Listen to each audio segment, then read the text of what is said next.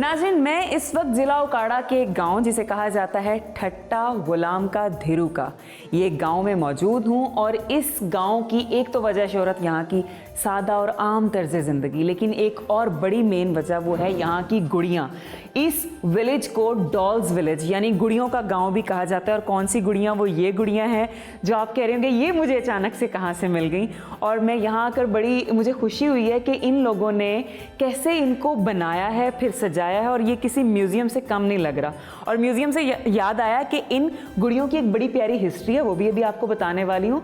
और इनको world level पर भी ले जाया गया है। वो ले जाने वाली या वाला कौन था वो भी आपको बताऊंगी, लेकिन उससे पहले मैं आपको दिखाती हूँ कि ये देखें, जो मुझे यहाँ के पता चला है वो ये कि ये गुड़ियों के बाल असली हैं। और उसके अलावा यहाँ डिफरेंट हमारे जो सूबे हैं उनको डिपिक्ट कर रहा है, फिर डिफरेंट कल्चर, जैसे ये अफ़गानी कल्चर हो गया, ये हमारी कश्मीरी बहन हमारे साथ मौजूद है, हमारी सिंधी बहन हमारे साथ मौजूद है।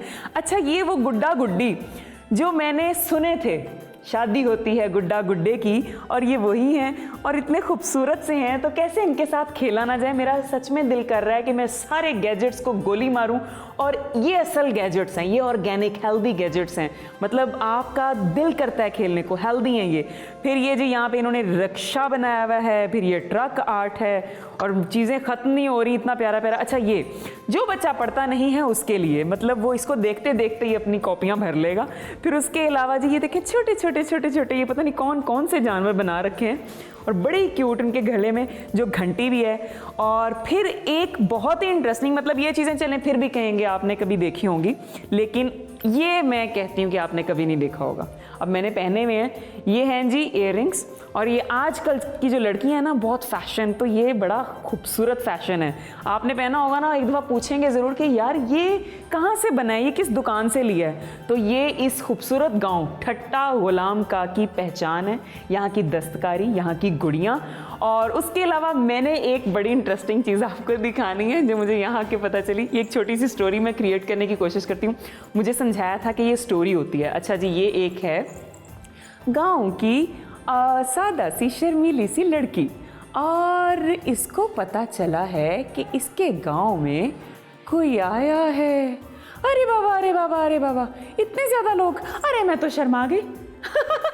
तो फिर अब कहती है कि नहीं यार, कोई आए ना, कोई मेहमान हो तो उसके साथ प्यार से बात करते हैं, हाँ ना, प्यार से बात करते हैं, हाँ, और उसको वेलकम करते हैं, क्योंकि यही तो देही जिंदगी की पहचान है, यही तो हमारे बड़े खुले दिल हैं। मैं बाहर आ गई, अरे वाह, ये तो सुनो टीवी की टीम आई हुई है। और ये क्या, एक मशहूर और मारूफ होस्ट एंकर उकाशा गुल। हाँ, मैं उकाशा गुल हूँ, कैसी हो?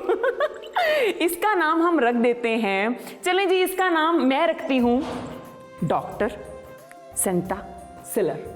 ये नाम मेरे ज़हन में अचानक कहाँ से आ गया? अरे इनको परवान चढ़ाने वाली, इनको वर्ल्ड लेवल पे फेमस करने वाली ना, ये डॉक्टर सेंटा सिलर ही हैं।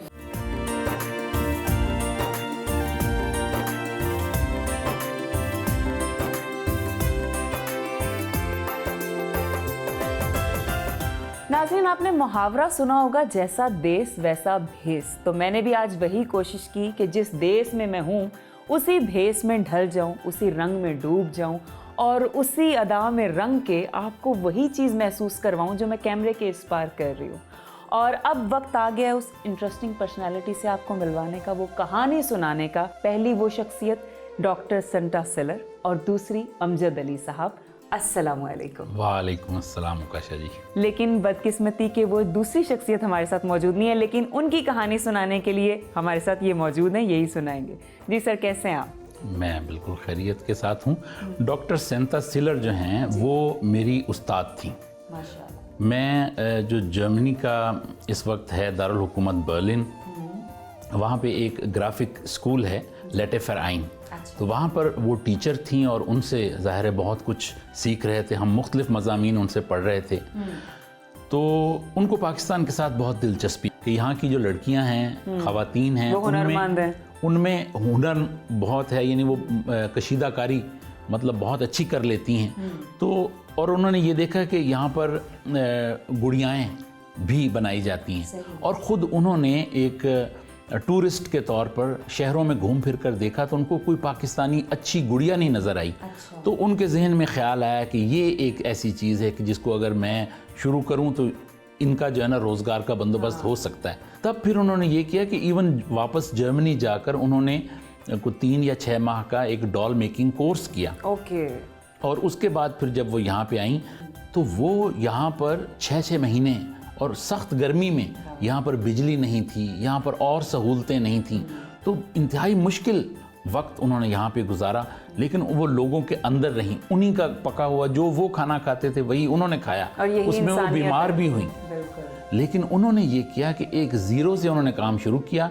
गुड़ियाएँ उन्होंने बनाई, लाहौर लेकर गईं, वापस अमेरिकन क्लब और दूसरे जो लेडीज़ के क्लब थे वहाँ पर उन्होंने उनको मुतारिफ़ करवाया, तो उनको जो है ना वो बिकी तो उन्होंने और सामान लिया, और सामान से और चीज़ें बनाई, फिर वो जाकर बेची, और ज़्यादा उससे आमदनी हुई। बिल्कुल।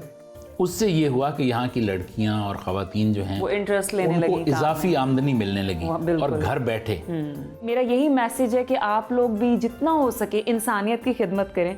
उस खातून ने यहाँ आके सिर्फ और सिर्फ इंसानियत की खिदमत की है और अब हम यहाँ पर बैठे उन्हें डिस्कस कर रहे हैं।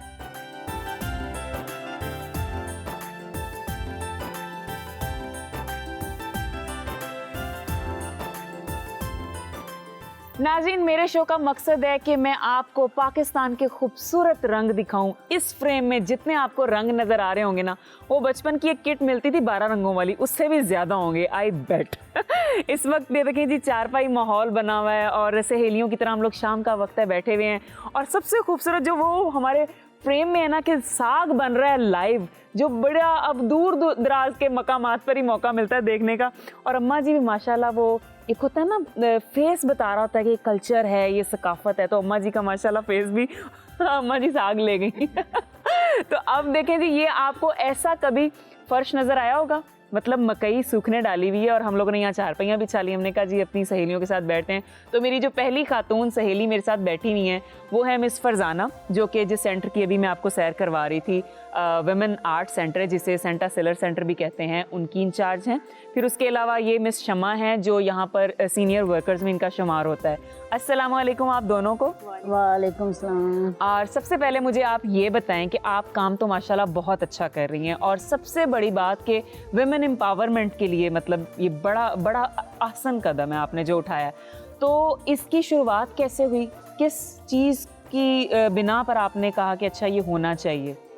जी, यहाँ पे जब सेंटा सिलर ने फर्स्ट टाइम विजिट किया तो उन्होंने देखा कि जो ख़वातीन हैं या यंग लड़कियाँ, एक तो बच्चियाँ जो थी वो स्कूल नहीं जाती थी, बिल्कुल, और बाकी घरों में ऐसे छोटा मोटा काम कर रही हैं, तो उन्होंने जो सबसे पहले देखा कि मैं इनको ना कुछ इनके साथ मिलके काम करना चाहूँगी। बिल्कुल, क्योंकि अल्लाह ताला ने मखलूक बनाई है, दिमाग सबको दिया, अब एजुकेशन नहीं है उसका मतलब ये नहीं कि आप हुनरमंद नहीं हो सकते। हुनर उन्होंने देखा कि बहुत ज्यादा इनमें, घरों में जाके उन्होंने विजिट किया, सबसे मिली, अच्छा। उनका काम देखा, जो वो कढ़ाई कर रही हैं या जो बेसिक हमारी गुड़िया बनती है उसको यहाँ पे चुड़ैल कहती थी, वो छोटी छोटी धागे की और कपड़े और वुलन की वो उसमें वो डॉल बना के उनको देख के तो फिर हमने उसको आपने प्रमोट किया आगे। सेंटा ने फिर मजीद रंग देने की कोशिश की कि ये बहुत अच्छी बन जाए। बिल्कुल। और तब हमने वो गुड़िया बनानी शुरू की।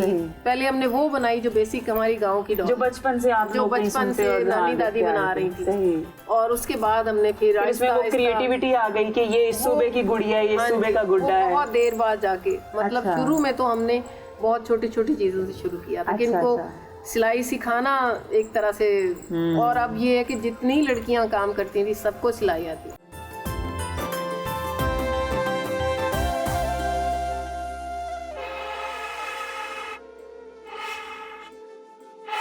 नाज़रीन, मेरे साथ इस वक्त एक अम्मा जी मौजूद हैं, बड़ी ही प्यारी, बड़ी ही मतलब जिन्हें देख के लगता है कि जिन्होंने ना उम्र गुजारी है, और इनको टटोलेंगे तो बड़ा कुछ हमें सुनने को मिलेगा, सीखने को मिलेगा।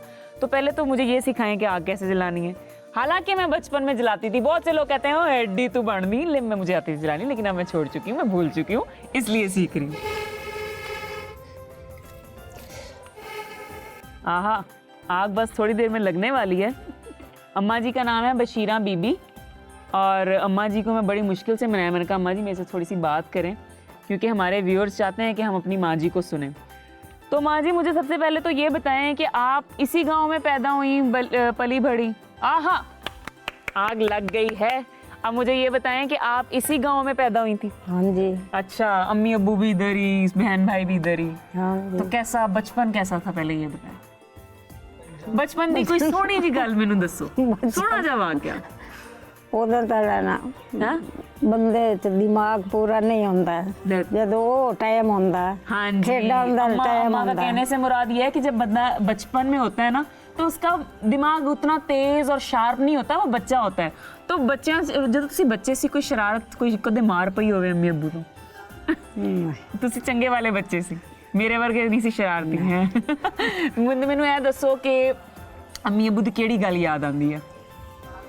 ਅੰਮਾ ਅੱਬੂ ਦੀ ਕਿਹੜੀ ਨਹੀਂ ਯਾਦ ਆਉਂਦੀ? ਕੋਈ ਇੱਕ ਦੱਸੋ ਜਿਹੜੀ ਯਾਦ ਆਉਂਦੀ। ਉਹਨਾਂ ਦੀਆਂ ਸਾਰੀਆਂ ਗੱਲਾਂ ਯਾਦ ਆਉਂਦੀਆਂ। ਪਿਆਰ ਕਿੰਨਾ, ਤੁਹਾਨੂੰ ਕਿੰਨਾ ਬਹੁਤ ਪਿਆਰ ਕਰਦੇ ਸੀ ਅੱਬੂ ਅੰਮੀ।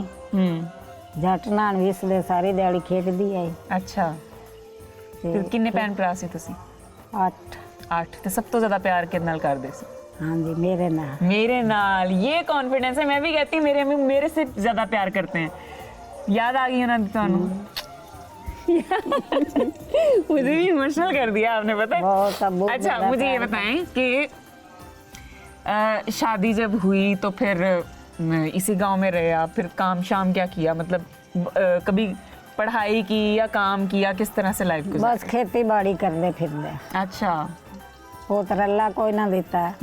ਬੇਟੀਆਂ ਅੱਛਾ, ਤੇ ਬੇਟੀਆਂ ਦਾ ਕੀ ਪੜਾਇਆ ਲਿਖਾਇਆ ਉਹਨਾਂ ਨੂੰ? ਕਿਉਂਕਿ ਅਸੀਂ ਇਹੀ ਗੱਲਬਾਤ ਕਰ ਰਹੇ ਹਾਂ ਕਿ ਵਿਮਨ ਇੰਪਾਵਰਮੈਂਟ, ਯਾਨੀ ਕਿ ਖਵਾਤੀਨ ਨੂੰ ਅਸੀਂ ਸਪੋਰਟ ਕਰਨ ਵਾਸਤੇ, ਜਿਹੜਾ ਉਹਨਾਂ ਦੇ ਹੁਨਰ ਨੇ ਉਹਨੂੰ ਦੁਨੀਆ ਦੇ ਸਾਹਮਣੇ ਲਿਆਉਣ ਵਾਸਤੇ, ਮਤਲਬ ਔਰਤ ਬਹੁਤ ਕੁਝ ਕਰ ਸਕਦੀ ਹੈ। ਅਸੀਂ ਕਹਿੰਦੇ ਬੰਦਾ ਹੀ ਇਸ ਕਾਬਿਲ ਹੈ ਕਿ ਉਹ ਨਾਮ ਰੋਸ਼ਨ ਕਰਦਾ ਹੈ, ਪਰ ਮੈਂ ਕਹਿੰਦੀ ਜਿਹੜੀਆਂ ਧੀਆਂ ਹੁੰਦੀਆਂ ਨਾ ਸਾਰੇ ਹਾਂਜੀ ਘਰ ਦੇ ਹੁੰਡਾ ਰਹਿਣ। ਪੜਾਈ ਇੱਕ 5 ਮਾਤਾਂ ਪੜ੍ਹੀ ਆਈ, ਮੋੜੋਂ ਦਾ ਪਿਓ ਆ ਉਹ ਸਾਖਿਆ ਵੀ ਕਾਰੋਬਾਰ ਘਰ ਦਾ ਨਹੀਂ ਹੁੰਦਾ, ਬਾਹਰ ਖੇਤੀਬਾੜੀ ਵੀ ਕਰਦੇ ਆ, ਮਾਲ ਡੰਗਰ ਦਾ ਕਰਨਾ। ਅੱਛਾ ਅੰਮਾ ਜੀ, ਮੈਨੂੰ ਦੱਸੋ ਕਿ ਤੁਹਾਨੂੰ ਕੋਈ ਆਰਟ ਦਾ ਕੰਮ ਆਉਂਦਾ ਹੈ? ਮਤਲਬ ਕੋਈ ਤੁਹਾਨੂੰ ਲੱਗਦਾ ਹੋਵੇ ਮੇਰੇ 'ਚ ਕੋਈ ਟੈਲੈਂਟ ਹੈ? ਜੀ ਮੈਂ ਸਾਰੇ ਕੰਮ ਕਰਦੀ ਆ। जैसे कि कोई दसो मैनू, जेड़े कोई आखे। मैं आपको यहाँ पे इतनी इंटरेस्टिंग चीज बताने वाली व्यूअर्स कि आप लोग कहते हैं कि सारे हाँ काम कर जी, लें, ये सारा देखें। आजकल हम क्या करते हैं, पेंट का डब्बा मंगाया थे, पेंट कर दी थी। ये सारा हाथ से किया हुआ काम है। ये चेक करें क्रिएटिविटी कि जो एक्स्ट्रा बल्ब आपके बच गए हैं वो भी लगा दिए डेकोरेशन करने के लिए। फिर ये हाथ से सारी, फिर ये देखें हवा के क्रॉस के लिए इन्होंने कैसे बनाई हुई है। वो देखें कि जी हम कैसे बर्तन सुखाते हैं कपड़ा मार के या कोई ड्रायर के नीचे या कोई इस तरह से। वो नेचुरल वे है बिल्कुल कि आपने देगचियाँ उल्टा दी, वो सारा दिन सूखती रहेंगी और फिर देगचियों के नीचे मिट्टी लगाते हैं ना। देखें जी, ये हमारी है विलेज लाइफ, कितनी प्यारी, कितनी ऑर्गेनिक। और हम कहते हैं कि जी घर बनाना बड़ा मुश्किल है, घर बनाना आजकल के दौर में टफ है, लेकिन देखें इसी दौर में ये लोग भी जी रहे हैं। और कितनी सिंपल, कितनी ऑर्गेनिक, और सबसे खूबसूरत बात कि सेहत से भरपूर ज़िंदगी जी रहे हैं। हम कहते हैं जी बच्चे को मट्टी से बचा लें, बच्चे को जरासीम लग जाएंगे। इस वक्त ये सारा जो इन्वायरमेंट है ना, ये मट्टी है, और मट्टी में इतनी शिफा है, मट्टी में इतनी सेहत है। और ये आपको मेरे इर्द गिर्द बहुत खूबसूरत क्रिएटिविटी नज़र आ रही है। और इस सब की आर्टिस्ट हैं हमारी प्यारी अम्मा जी बशीरा बीबी।